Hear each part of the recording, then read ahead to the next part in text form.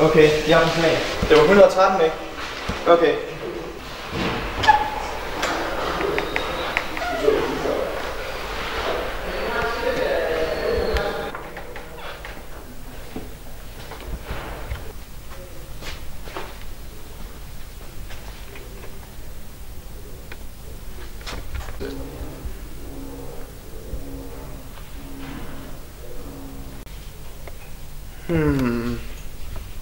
Der er ingen blod. Ingen blodsår.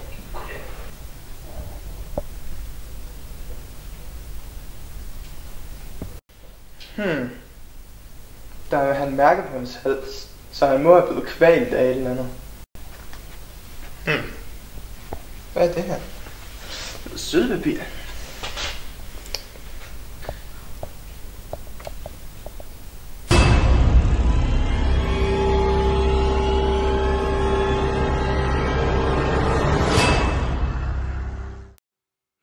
Jeg må hellere lige ud og udspørge nogle vidner. Var du her på skolen kl. 7 i går aftes? Ja, det var jeg. Hvor var du henne på skolen, og hvad lavede du? Jamen, jeg var nede ved gangen der ved 113, 115, 117. Jeg sad og lavede nogle lektier i lektiecafé. Okay. Så du tilfældigvis nogen rundt omkring 113, 115, 117? Ja, jeg så en eller anden mærkelig mand. Han havde sådan en lang frakke på og sådan en hue. Han gik ud af 113. Okay, så du måske tilfældigvis et eller andet mistænksomt ved ham. Et eller andet han gik rundt med, som måske kunne have blevet brugt til noget andet, end lige at gå hen til et andet lokal. Han havde sådan en mærkelig glædning i hånden. Men så jeg ikke noget. Okay, så du hvad han gjorde af det der hvide kabel der? Ja, jeg tror han smed det ind under en sofa. Han ragede i hvert fald med et eller andet ned under den. Så jeg ham ikke med den der. Okay, så han satte bag en sofa. Så. Okay, sidste sofa, det må være her. Der er det. Så er det. Så det her, det må være morvåbnet.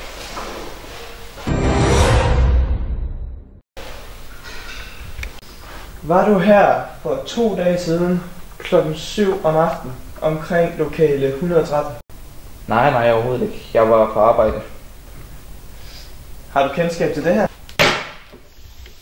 Ja, det er et HDMI-stik.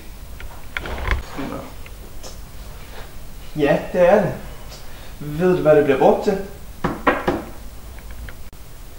Jeg går ud fra, at det bliver brugt til projektoren. Ja, det er rigtigt. Det kan godt være, det bliver brugt til projekter. Men hvad så, hvis jeg fortæller dig, at jeg fandt det her under en sofa, og der var nogen, der sagde, at han så en gemme den under den her sofa, mens han gik væk fra lokal 113, hvor jeg fandt en, der var kvalt. Så det vil betyde, at det her er blevet brugt til noget helt andet. Nej, jeg har jo sagt til dig at på arbejde. Jeg kan ikke have gjort det. Jeg kan ikke have været på skolen på det tidspunkt.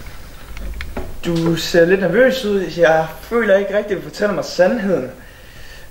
Der er en, der fortalte mig, at personen gik rundt med en læderjakke og havde en hue på. Nej, det kan ikke have været mig. Jeg var på arbejde, som jeg sagde. Og der er jo over 1000 elever her på skolen. Okay, ja, det kan godt være, at du har ret i, at der er flere tusind elever på den her skole. Kan du så forklare mig, hvorfor vi har fundet fingeraftryk på de her kabler, som matcher dine fingeraftryk? Det kan umuligt være, at du har været på arbejde det samme tidspunkt, når vi har fundet fingeraftryk, der matcher. De fingeraftryk, de må have været for i sidste uge, da jeg fremlagde. Desværre for dig, min lille ven, så holder fingeraftryk faktisk ikke så længe. Så betjent, grib ham.